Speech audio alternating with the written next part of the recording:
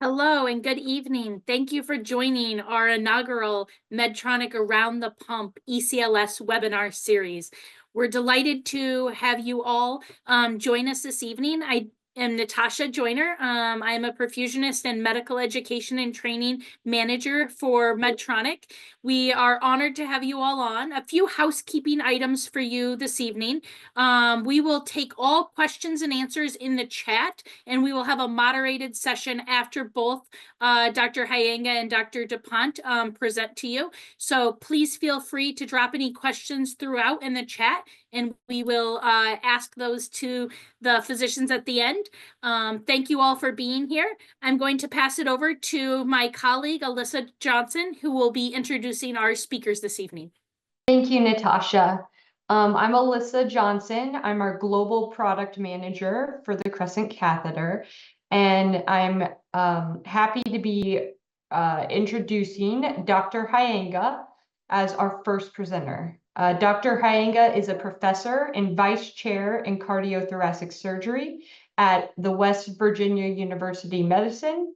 He is the director of the WVU Heart and Vascular Institute ECMO program. He is a grant-funded researcher and has authored over 300 peer-reviewed scientific papers. He is an editorial board member for the Journal of Thoracic and Cardiovascular Surgery, Journal of Heart and Lung Transplantation, and a fellow of the American College of the Surgeons, the Royal College of Surgeons, the American College of Critical Care Medicine, and the American College of Chest Physicians. Welcome, Dr. Hayanga, and we look forward to learning from your experience. Thank you so much and good evening. Very grateful to Medtronic and the organizers for this generous introduction to talk about dual lumen cannulation. This is a great opportunity for us to share a few thoughts about cannulation, but also to provide context about our program and about the region of the country where we practice. Now, the sheer ability to have a choice of cannulas is a fantastic concept in itself. And this is part of the armamentarium through which we can provide mechanical support to patients in the context of acute, severe, reversible cardiac and pulmonary failure. Our program was started in 2018. And since then, we, as a young program, cater to approximately 50 patients on ECMO per year. This means that we've evolved, and we've had to evolve rapidly because, as we all remember, there was an unprecedented global event in 2020, 2021, and 2022 that changed the way in which acute respiratory failure presented in extremis. And in the context of having to manage a global pandemic as a new program, we learned a few things. We adapted to a few things. We made mistakes in a few things, but we evolved through a staffing model, through a system of communication within the team that allowed us to learn on the fly, educate as we went along, and at the same time, accumulate data for the purposes of research, understanding, and advancing the care that we were providing. Within the Appalachian region, we are ground zero for a lot of health issues that include obesity, that include the opioid epidemic. And this allows us to function in a hub and spoke model where we are the hub and we have spoke centers that we support. This has evolved to allow us to understand more than we thought we would need to in a very short period of time. And in liaison with other centers now around the world, we have been able to evolve into a partner and even a coach to some of these institutions. We have a high premium on education, on simulations, on participation at the cutting edge, at conferences, and in collaboration with partners that allow webinars just like this. We service the state through an EC-145 helicopter that has been retrofitted to cover a 145 nautical mile radius through which we can bring patients who are in extremis to our center. We have 55 counties, 1.8 million people, but this has grown into the neighboring Pennsylvania, Maryland, Virginia, and Ohio. In the calculus of creating an ECMO program that would maintain the viability to withstand the economic ups and downs that are common to every academic institution, we had to understand the math of how we were going to manage patients at the bedside in the context of providers that were either perfusionists or ECMO specialists. We learned that we had to break it down into the units, the metrics of finance. And in this process, we gained an appreciation that there are fixed costs that pertain to every program, but there are also variable costs that are volume driven. And these variable costs, once they cover the fixed costs, they combine to form the total costs. These total costs have to be offset against revenue. And where revenue is higher than the total costs, one, for want of a better word, can make a certain profit. Now, we established that the break-even point, the minimum volume that we needed in order to cover our costs was 10.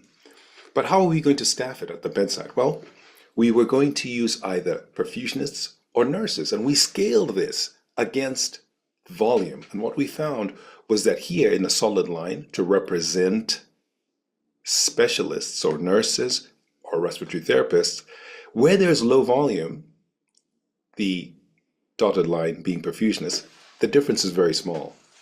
As volume increases to medium-sized, here in green, the lines begin to dichotomize a little bit, and perfusionists cost a little bit more. But the differences are not that large when volume is low. But when volume is high, there's a stark difference between the ability to manage patients one-on-one or 1-to-2 at the bedside when you have perfusionists versus nurses or respiratory therapists. And in evolving to understand how we could staff using perfusionists only at the beginning, but for the most part of the ECMO run, have specialists, we had to make sure that survival didn't change and that the quality of care didn't change. And therein lay the importance of communication and education and training. The options for cannulation for the purposes of this talk are peripheral. And here, our opportunity is to discuss our single cannula dual lumen approach. These are, as mentioned, decisions that you make based on who you have as staff, who you have trained, who is available to carry out the cannulation, to manage the ECMO circuit, and to be on hand to troubleshoot. This is predicated on education. And for this reason, we use a lot of simulation, using a simulation system that has a mannequin, some of which is done in the context of hemodynamic changes to illustrate different physiological insults. But ultimately, these are also governed by what finances are going to be used to invest in that program, what infrastructure exists. Do we have access to the OR and/or a hybrid suite? Do we have access to transesophageal echocardiography and a miscellany of other things that are important that are often unexpected and really unaccounted for in the metrics of decision making, but can still play a part, as indeed was most markedly demonstrated by an unanticipated pandemic. The cannula that we've heard about is a unique cannula in that it can sit in the right internal jugular vein, and with its two portals of drainage can drain from the IVC as well as from the SVC. The blood can then be drained, pumped through an oxygenator, and then returned and directed through their tricuspid valve within the right atrium. A great design because it frees the groins. And for us, where BMI is often in the mid-40s to mid-50s, this truly was game-changing. The placement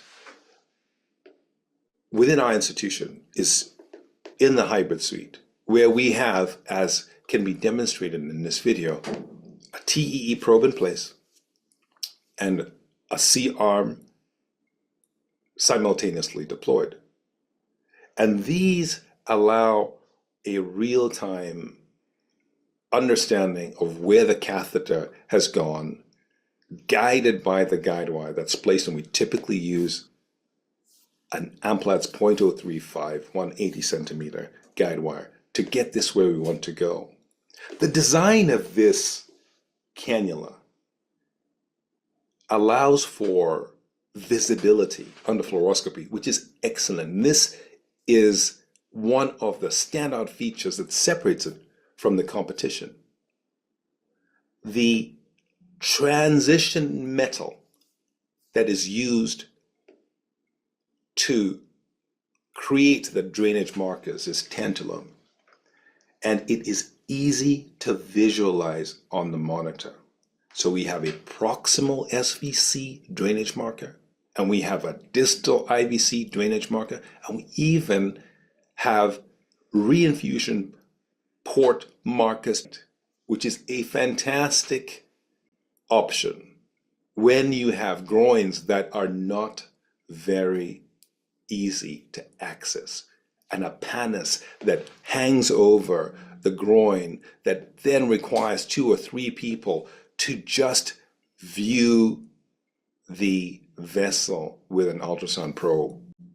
It decreases the potential for catheter site bleeding. It decreases the amount of healing that is required. It decreases the risk of vascular injury. And anyone who has inadvertently entered an artery versus a vein or dilated one versus the other understands some of these frustrations when BMI is in the high 50s or low 60s.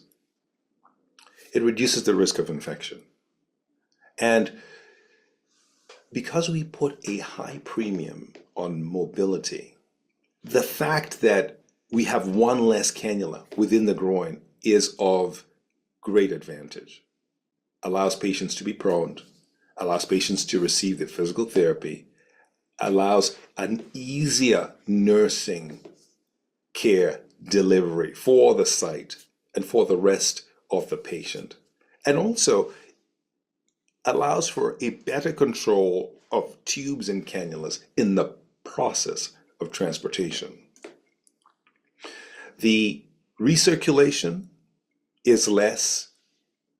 The potential for the two cannulas to be too close together, as can commonly happen with an SVC and IVC cannula, is also minimized.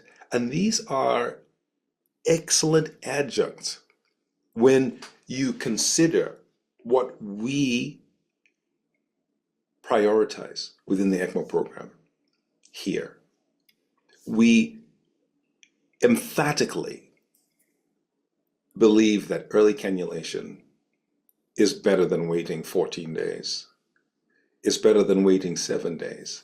If there are 4 days where the patient has been intubated and continues to demonstrate Eolia criteria with a PaO2 of less than 50, with an advancing need for escalating vent requirements, paralyzed and already prone without any true improvement in the blood gas, we say consider early initiation of ECMO, because the early initiation of ECMO stops the cascade of critical illness polyneuropathy that renders the diaphragm less useful, that weakens the muscles, that allows for the concentration of opioids and paralytics within the adipose tissue that further slow that patient's recovery.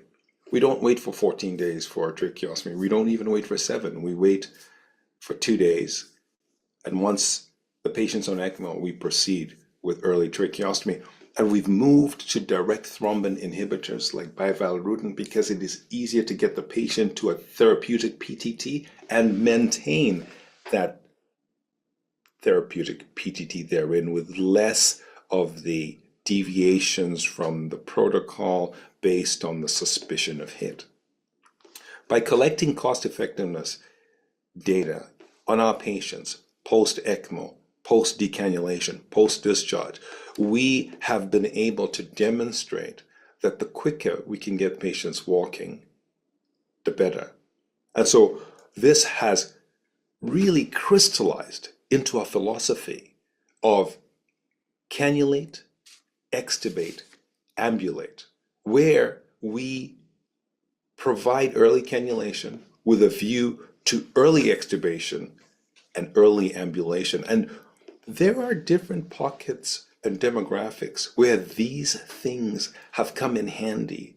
The readiness to pull the trigger has come in handy where we were confronted with women in their 3rd trimester who came in extremis, sometimes because of influenza, sometimes because of COVID-19, sometimes because of some other bacterial pneumonia.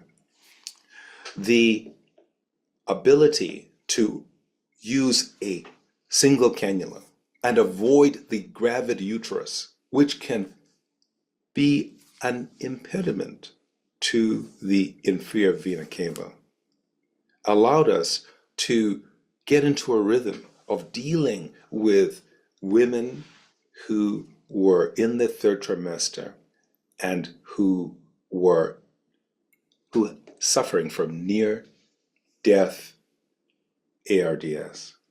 And so we developed a rhythm of bringing them to the operating room and placing a dual lumen catheter in the right internal jugular vein with the patient with a left side slant, raising the right side, tilting the uterus off the inferior vena cava so as to be able to continue to drain them without decreasing their venous return, but also preparing the mother for delivery of the baby.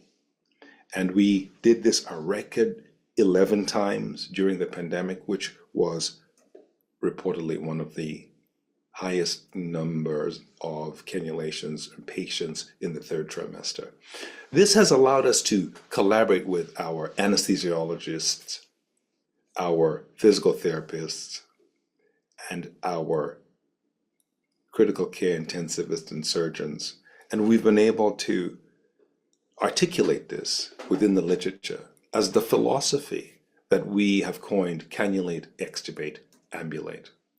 And in this simulation using a mannequin, we access always using ultrasound because it's the safest and easiest way to visualize the right internal jugular vein. We place the probe at the level of the clavicle so that we can enter the right internal jugular vein in that most proximal area to the clavicle, not high within the neck, because closer to the clavicle, the right internal jugular vein begins to splay out as it meets the innominate so that it becomes part of the SVC and is widest at that point, and there's less risk of injury and easier percutaneous dilation. We use a guide wire that is long enough to enter the IVC, and we use a standard Seldinger technique to dilate the entrance to allow for a 28 French dual lumen catheter for a female patient and a 32 French cannula for a male patient. One of the tips that we have found is to have the guide wire introduced from the head of the patient and not carving in from the side. And also we pull the right hand down so as to displace the shoulder in a downward direction. And we found that this really helps to get the guide wire in place quickly, easily, and typically, usually the first time. That markers are invaluable because there's less equivocation as to where the guide wire is. The TEE allows us to visualize the tricuspid valve and the jet, and we, after the placement of the cannula, are able to then position it with precision using the fluoroscopy and the TEE. And really, the aim is to initiate ECMO early, mitigate the effects of prolonged immobilization and or paralysis, extubate the patient. And where that is possible, we can then ambulate the patient early. And often it is a tracheostomy that happens, but where possible, there is often an opportunity to extubate the patient. And then we can begin physical rehabilitation, getting the patient to participate in their care. This is not easy because there has to be a lot of hands watching the tubes, watching the cannula. This design that allows for good securement is key, because if the cannula is designed to help mobilize the patient, then the safety of the tubing is paramount. And so there are a number of common objections that come up with a dual lumen. And usually it's triggered by, well, how safe is it if you're going to ambulate the patient? How difficult is it to place? Can you place it in emergencies? Can you place it if the patient is an extremis? How quickly can you train the team to use this cannula? Can patients walk with this cannula? Can the cannula remain in position if you are ambulating the patient? To all these, there are reasons and answers that are proven in the field. The taper tip allows for smooth placement. The introducer is also tapered in a way that allows for smooth placement. This large infusion port that is directed towards the tricuspid valve allows for excellent flows. The crescentic shaped lumen optimizes pressure flows for drainage. And all these things allow us to achieve excellent flow rates using the 28 French in females and the 32 French in males. And usually those go-to numbers work very well in most situations. The securement of this cannula in the right internal jugular vein is facilitated by the integrated suture site, which is specially reinforced, but there are also suture sites at the connector level, which also allow for the cannula to be immobilized in place. Typically, the short reinfusion port faces the ear, and the longer drainage port is further away from the ear. But there's also an optional suture collar, which is usually at the level of the skin. And these are the sites of the zero silk that is cinched down, that secures this in place, in addition to the sutures that are placed on the tubing. A lot of training and education goes into ECMO, and we certainly believe that a continuous education allows us to continually evaluate what we're doing, how we're doing it, and whether it resonates with our constituents. Our APPs, physicians, nursing staff, OR staff, IR staff, and ED staff are participants in a cycle of training that keeps these ideas fresh and keeps the philosophy of the program alive. The payer mix within West Virginia is heavily Medicaid dependent. And so our ability to demonstrate a cost effectiveness by continuing to follow these patients post decannulation is key, because truly within the definition of the triple aim, the idea is that as we treat illnesses, we provide a good patient experience. We allow for an enhanced provider experience, and we pay attention to escalating costs. It certainly takes a village to raise a child, and it is absolutely true for ECMO that it's a big team with multiple stakeholders, many of whom are not even in this picture, but without whom the philosophy cannot carry. Thank you very much for your attention. I'm going to pass the mic on to Dr. Dupont, and as described at the beginning, we will take questions at the end. All right. Thank you, Dr. Hayanga, for such a wonderful talk. I'm going to introduce Dr. Dupont, our next faculty speaker. Dr. Dupont is an interventional cardiologist at Northside Hospital Heart Institute in Lawrenceville, Georgia.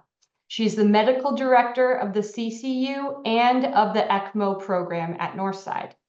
Her greatest passion is caring for critical cardiac patients, implantation, and management of mechanical circulatory support devices, including ECMO, and participating in clinical trials to improve the survival of cardiogenic shock patients.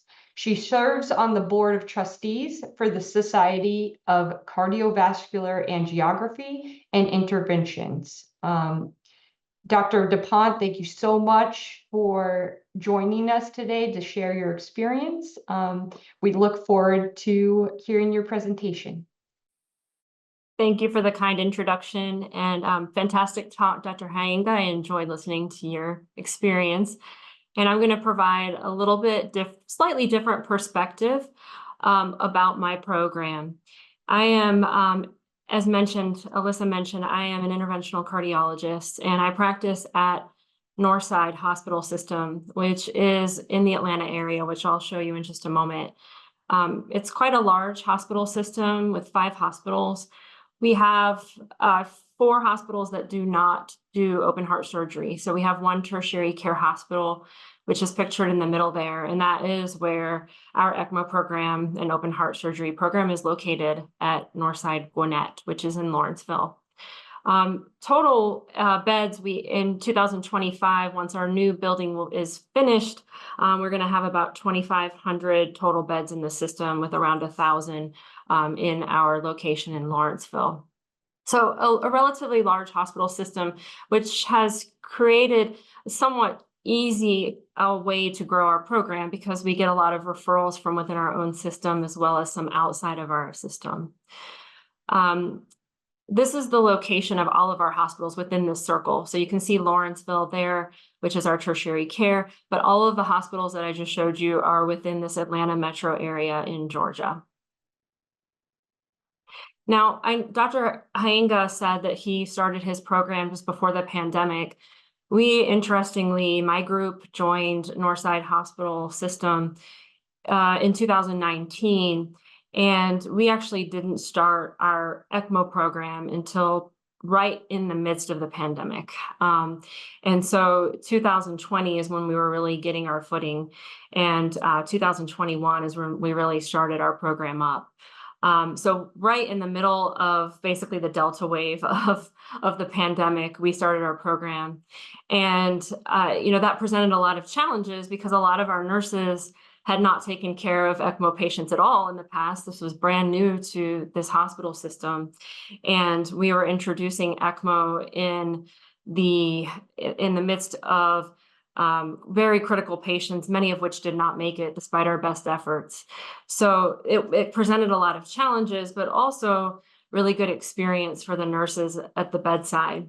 As Dr. Hayanga mentioned, the cost effectiveness of having nurses sit pump is quite profound when you have a program that does as many cases as we do. And we do around the same as Dr. Hayanga's program.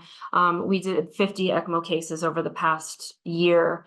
And that has grown by about 10 cases per year organically since we started the program. We chose, because as interventional cardiologists, we wanted to establish a program. And really, to be honest with you, nobody else that was at the hospital system that we were at really had the drive or the passion to initiate an ECMO program. Although they did have open heart surgery, nobody had really ever expressed any interest in starting an ECMO program. And so when we started there as interventional cardiology, we basically started the program up ourselves. And we felt that it would be a lot more efficient because the nurses are already in the CCU. And we did things a little bit differently than a lot of hospital systems do it. Because we're interventional cardiologists, we decided to cohort all of our ECMO patients in the CCU. So a lot of programs, when they start an ECMO program, will place VV patients in one area of the hospital and VA patients in another area of the hospital. And we chose to cohort everybody in the cardiac CCU.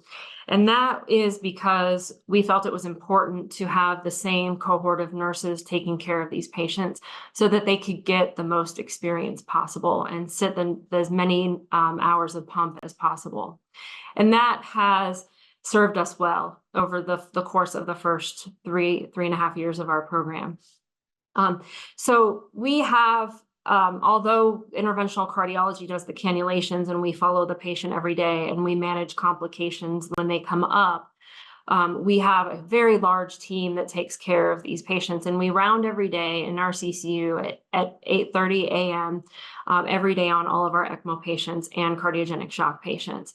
And you can see here who's involved with rounds, because I, as an interventional cardiologist, although I understand ventilatory mechanics, I am not the person that's best to take care of the ventilator. And the critical care doctors are not the best to take care of the ECMO. And so we function as a team, and a very collaborative team.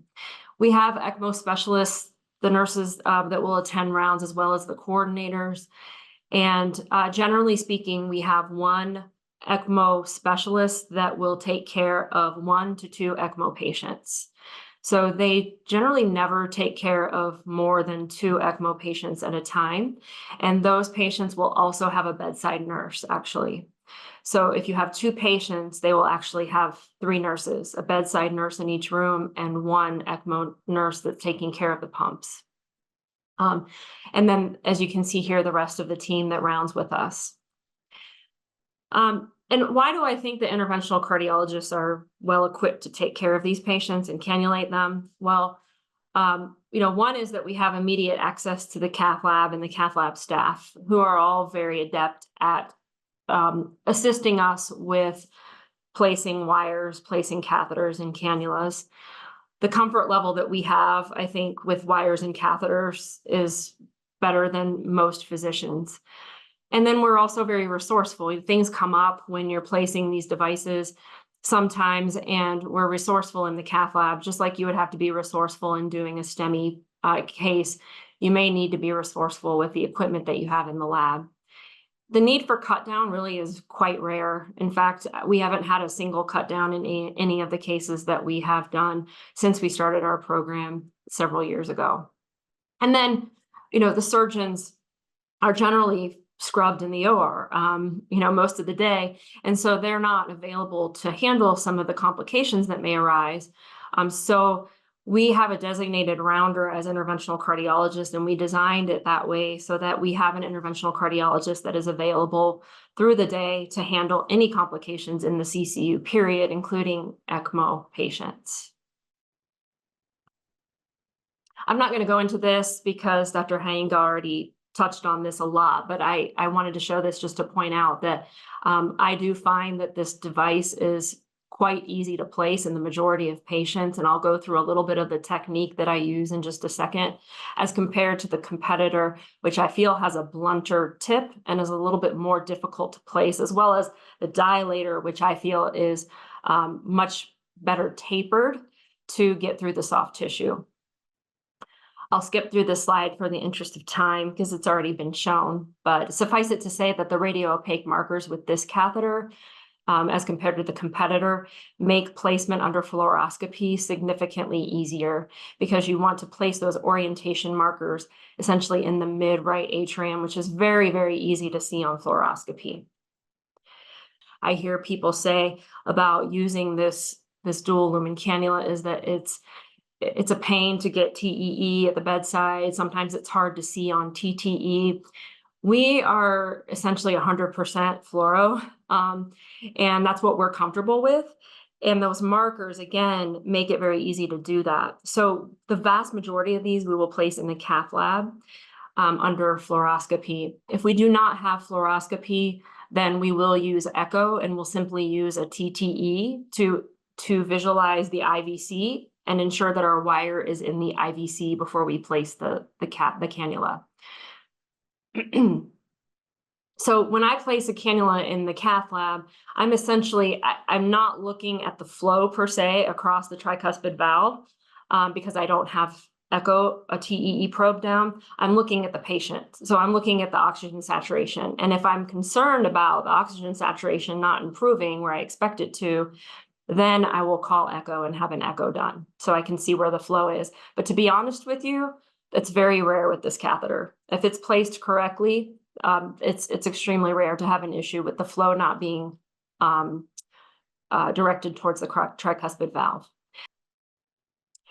As Dr. Hayanga mentioned, mobility is extremely important for our patients. So we want to get them off the ventilator as soon as possible. And we do the same thing with tracheing patients very early. We mobilize them very early. And if they can tolerate weaning of sedation, then we will avoid tracheostomy altogether. We have a very, very involved physical therapy program, and the bedside nurses are also involved with mobilizing our patients. So this is just an example of one of our patients that was actually on for 3 months. And she's walking down to the cafeteria to pick out what she wants to eat. We had another patient, this is IJ access, doing physical therapy with the cannula in place. This is not easy to do when you have a cannula in the femoral. It just isn't. And this is actually the same patient dancing, and she actually got transferred eventually for a lung transplant because we do not do those. And after 3 months, she did not recover. But as you can see, she is very active, which has made it possible for her to even be considered for a lung transplant. If she was bedbound, she would not be considered. I'm going to go through a few tips and tricks because I thought people might be interested in hearing what challenges I've had. First of all, as I mentioned, repositioning is really needed quite rarely. I can count on one hand the number of times I've had to reposition a dual lumen. I can definitely say that I've had to reposition more when I have 2 lumens, when I have 2 cannulas in place. Again, I rarely use echo, most often chest x-ray, occasionally TTE to view that flow across the tricuspid valve. When we do have recirculation issues, it's rarely an issue with the position of the cannula in terms of rotation. It's usually an issue with the cannula being too deep or too proximal. And so when we place these, we usually place them, nearly hub them under fluoroscopy, and then pull them back gradually until we see those markers in the mid-right atrium. I recommend avoiding wiring the lumens of the Crescent together for drainage. That is generally not a good idea, as it can cause collapse of the arterial lumen when you do that. So if you do need additional drainage, adding another cannula in the femoral would be needed. Again, quite rare when you use a 32 French cannula. Consider a more supportive wire. So the device comes with an 035 wire that you can use. I actually immediately change that wire out. If I have any issue with directing a stiffer wire like an Amplat super stiff or a Lunderquist through the right atrium safely, then I'll just place a JR catheter or a multi-purpose into the right atrium and direct a J wire down into the IVC, and then pull the J wire and replace that with a stiffer wire like a Lunderquist. We use a lot of Lunderquist wires, and I find that that provides enough support to get this catheter in. Of course, dilating the track efficiently is important as well.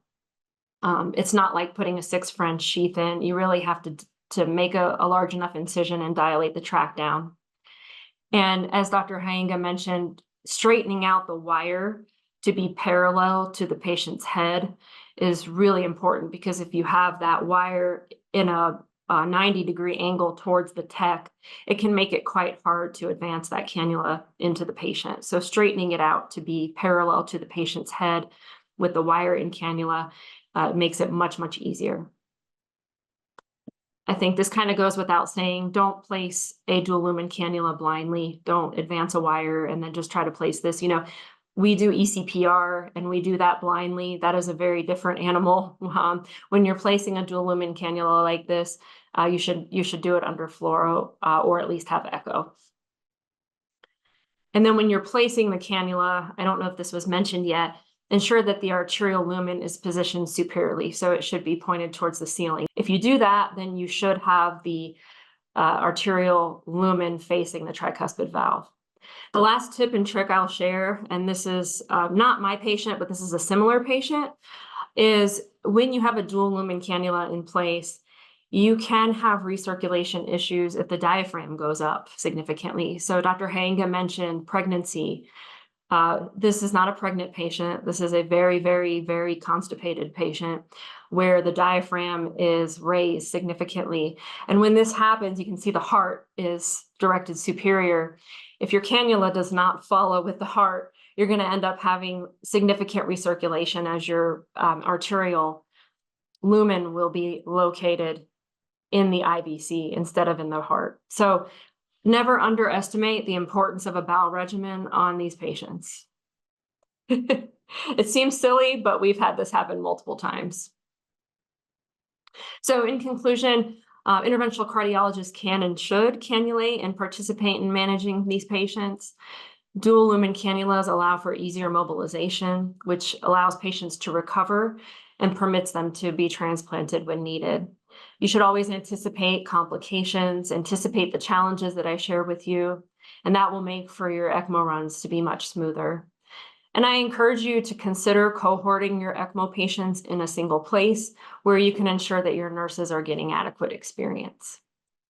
And that is all I have. Thank you so much. Thank you so much, Dr. Dupont and Dr. Hayanga. Great presentations. It's an honor to have both of you here and sharing your unique experiences, and we are extremely grateful. We do have some questions coming into the chat.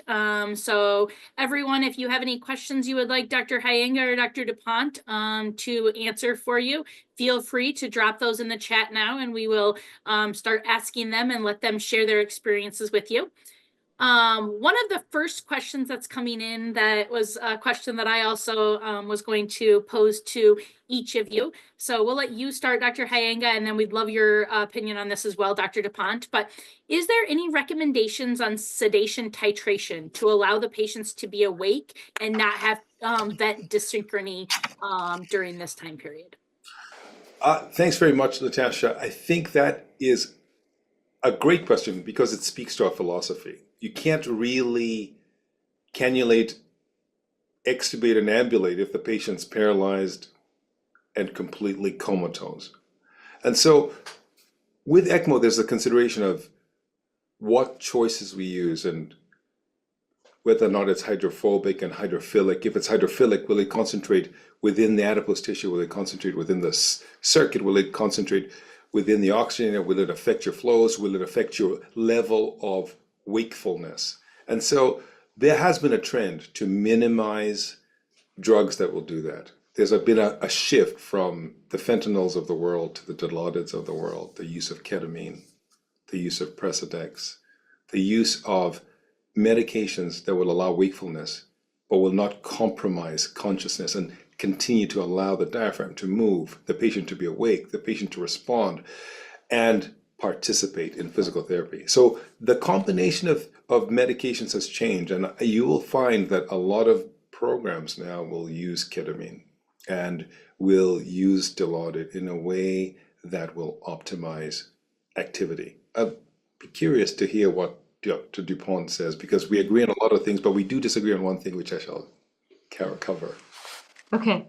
I 100% agree with that. We use a lot of ketamine, particularly in the pandemic. We used a lot with the younger patients. We try to get the benzodiazepines out as soon as possible because that's where the patients get extremely sedated. We use a lot of Precedex. So our approach is to attempt to wean sedation and extubate the patient, particularly with younger patients. If they're too agitated with Precedex or weaning of sedation, then those are the ones that we will usually end up tracheing, because once they're trached, they're a lot easier to wake up. So that's our approach. But we have the same philosophy of getting the patient extubated ASAP that you have, Dr. Hayanga. Awesome. Thank you both very much. A follow-up to that a little bit is you guys both talk quite a bit about ambulation, and some centers seem to, struggle more than others with getting their patients up and ambulating. What do you guys tolerate for your saturations of your patient during ambulation? Is that a key for you guys, or do you have tips or tricks that you could share with the audience as to what you guys do to actually get them up ambulating and walking and dancing? Yeah, I'll comment on that first. We're happy with the oxygen saturation being above 80% as long as the patient is comfortable and doesn't have air hunger. If they need additional flow when they get up and walk around, we will give them that flow. I do find that we usually will have to increase the sweep, particularly early in the runs. If we're ambulating the patient, they're probably going to need a little bit more sweep while they're ambulating. That's our approach. Completely agree with you, Dr. Dupont, and I really liked your video of the patient dancing, where I said we must get our patients to dance. Now, that might mean that SAT will drop below 80, but we'll get that picture done. They'll get the video first. I think that it's so great to see that, because it's very encouraging for other patients to see that. And it isn't easy. It isn't easy to get them up and walking, and it takes a lot of people to make sure that they're safe.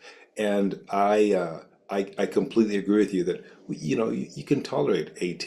You can tolerate if they're doing okay, and you can modulate the circuit, the pump, to give them a little bit more and get them through it, because it's worth the effort. Yeah, and listen to the patient. With the one that I showed that was dancing, when we first started walking her, she felt terrible when she was walking, and her SAT was dropping into the 60s. So she didn't walk again until she felt a little bit better. And check a gas, check and make sure that they're not getting acidotic when they get back to bed. Because you may need to increase that sweep a little bit before you ambulate them the next time. Awesome. Great tips and tricks. And I think both of your videos are encouraging to us, as a previous clinician, as well as to the audience. So thank you very much. Another question that came in from the audience that is similar to this is about extubation. So they're asking whether you guys would extubate on ECLS, whether it was VV or VA, or is it just your VV patients that you extubate? A great question. I might tackle this one. I think that often, this particular webinar is really more the VV side, because we're talking about dual lumen Crescent cannula, because we don't want to run the risk of going 6, 7, 8, 9 days trying to wait for that perfect Tobin index to get that extubation. We would rather say, look, we'll do the tracheostomy, and if we can wean off vent support, then so shall it be. We'll wean them to trach mask and trach collar, and we'll take it from there. If they can be disconnected from the vent, so be it. But we don't let the delay in tracheostomy serve as the issue to prevent moving forward. Mm-hmm. Yeah, and I agree completely. In terms of VA, I think if it's going to be a long VA run, which most VA runs are not that long, right? And if you're going to have a long VA run, it's probably going to be someone who's going to need to be evaluated for VAD. So in our program, I didn't mention, but we don't do VAD or transplant yet. We don't do VAD yet. We're going to be, but so we transport our patients out that need VAD or transplant. So those patients are the ones that are probably going to get extubated. The ones that have the quick runs, usually they're off ECMO before we even are, right around the same time we take them off ECMO, we extubate them type of situation. So it's not common for us to extubate a VA ECMO, but it's definitely possible. I might just say that I really like the fact that there are interventional cardiologists available. It's like sort of like having dessert with every meal. It's unbelievable. The value is great because you can make diagnoses at a very advanced level, and then the comfort that you have in placing your dual lumen cannulas with just fluor alone is another benefit of having a designate heart doctor available. Yeah. I think that's one luxury we cannot afford yet, but it's love to have. So kind of connecting to this topic, one other question that we got through the chat is on how important do you both feel it is in educating your PT or OT staff about ECMO, and then defining expectations for the PT OT goals while on VV ECMO. And I guess I could start with Dr. Dupont this time. Mm-hmm. So we have our PT program very engaged with our ECMO patients. We actually consult them almost right off the bat so that they know we have a patient on. And they know that as soon as the patient is awake enough, we want to start doing some physical therapy with them. To be honest, once physical therapy has seen the patient and the patient is starting to be ambulating, a lot of times we don't have physical therapy there ambulating the patient anymore. They are not ambulating every time because we try to ambulate our patients like 2 or 3 times a day. And physical therapy is spread very thin in most hospitals. So although they are really engaged and they assist the nurses when we start out, they aren't involved the entire ECMO run. They do have a lot of education in terms of the importance of ensuring that everything is secure, but we don't allow physical therapy ever to mobilize a patient without at least 2 nurses with them. So they're not doing that on their own. Within our program, Dr. Dupont, I think we have some of the same philosophies and a little bit more in the interweaving of physical therapy. Indeed, the physical therapists are so interwoven within the program that on many occasions, in fact, 2 national meetings, it has been the physical therapists that have been invited to represent our program to discuss about the cannulate, extubate, ambulate. And one of the most frequently cited papers was actually written by our lead physical therapist, Dr. DeVito, who really has championed this, from the use of passive range of motion exercises when the patient's still under sedation to ambulating. And one of the ways that we've gone around the issue that you raised is that the nurses get a one-on-one training with the physical therapists, because as you correctly pointed out, there are not enough physical therapists to go one-on-one with the ECMO patients all day, every day. And so having the nurses in a nursing-led ECMO program look after the patient from an ECMO standpoint, but also be involved in ambulating, has really allowed us to train a sort of specialist corps of clinicians, nurses who ambulate the patient and do that more than once a day, as you stated. Another connected question to this is training is certainly important when it comes to ambulation. But one question that we regularly get is around securement. So a question that came through the chat is, are there any issues with the integrity of the cannula after more than 30 days? Do you need to change dressings? So yes, I think that we do regular dressing changes. I don't know that I can tell you the exact frequency with which we do that, because that's all protocolized by our ECMO coordinators. The only issue that I have seen, and again, repositioning is not an issue, securement is not an issue if you suture it correctly. I have seen people suture it not well, and any kind of cannula, and it moves. You've got to suture these cannulas tight. I think that the features that Dr. Hayanga pointed out with the cannula helps with the securement of this particular cannula. And I actually do regularly, I don't know if I can go back here, loop my suture around the Y between the two lumens so that the cannula cannot withdraw from the body. And then if I need to pull it back, I will.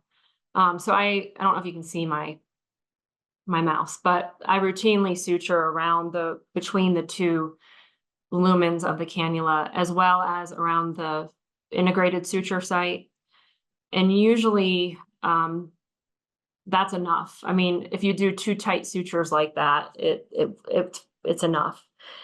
The only issue I have seen when you have one in that long, we had a patient that was aggressively diuresed after 2 months on ECMO, and the tract had granulated, and she started sucking air, not through the cannula holes, but essentially through her skin, through the actual tract.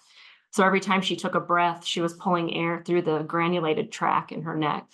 That's the only time I've ever seen that, and I'm, again, it was a really granulated site that had been in for 2 months, and we ended up switching the access site. But aside from that, I have not had any issues, and we've had some pretty long runs at times.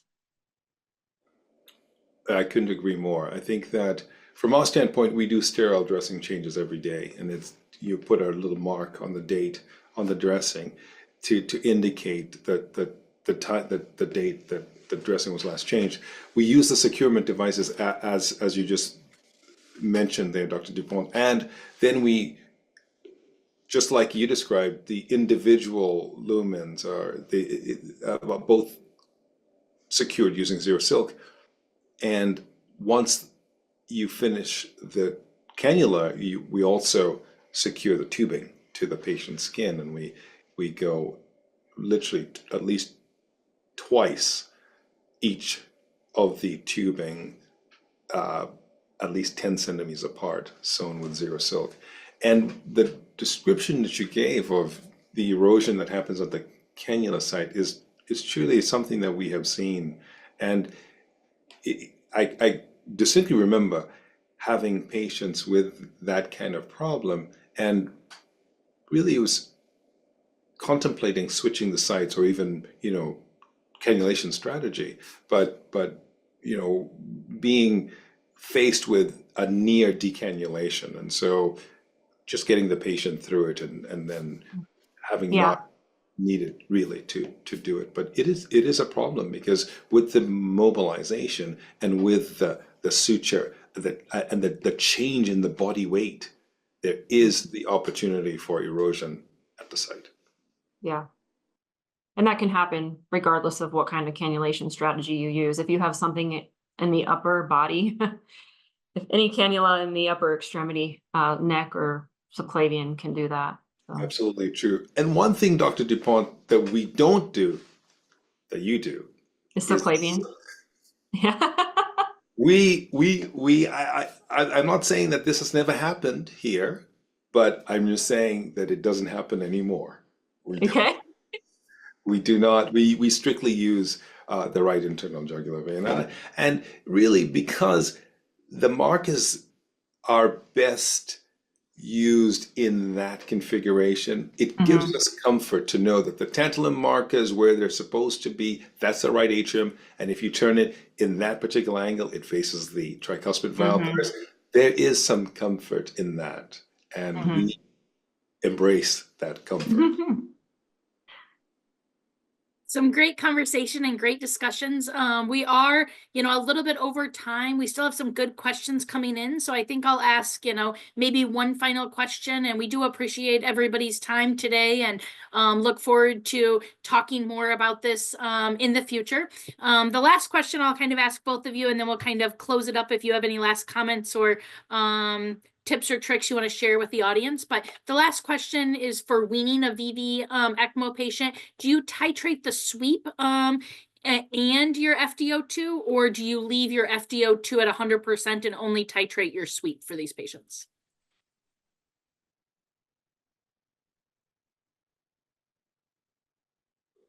I'll answer that.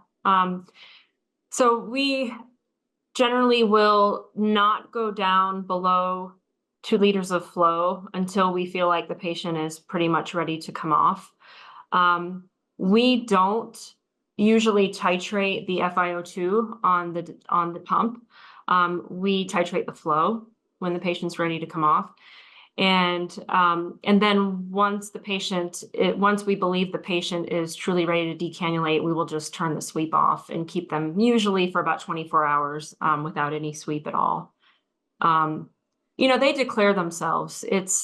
Sometimes the chest X-ray still looks like garbage, and you can see that they're not needing as much sweep, and you're gradually weaning the sweep, and before you know it, you're only on 1 of sweep.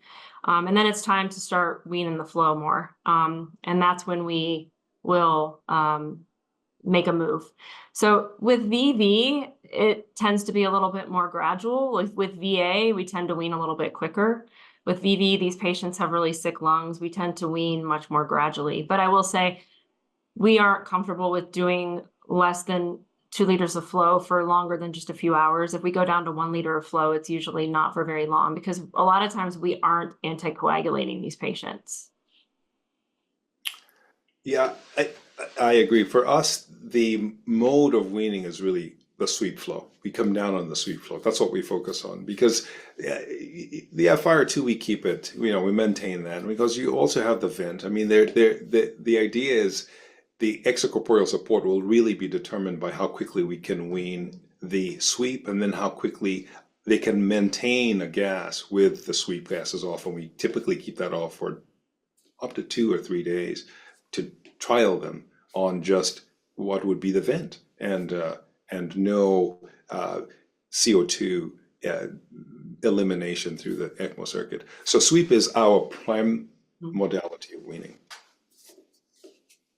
Awesome. Again, thank you for great presentations from both of you. It's nice to have different perspectives and different clinicians sharing their expertise with us and with our customers. So thank you guys so much for your time and engagement.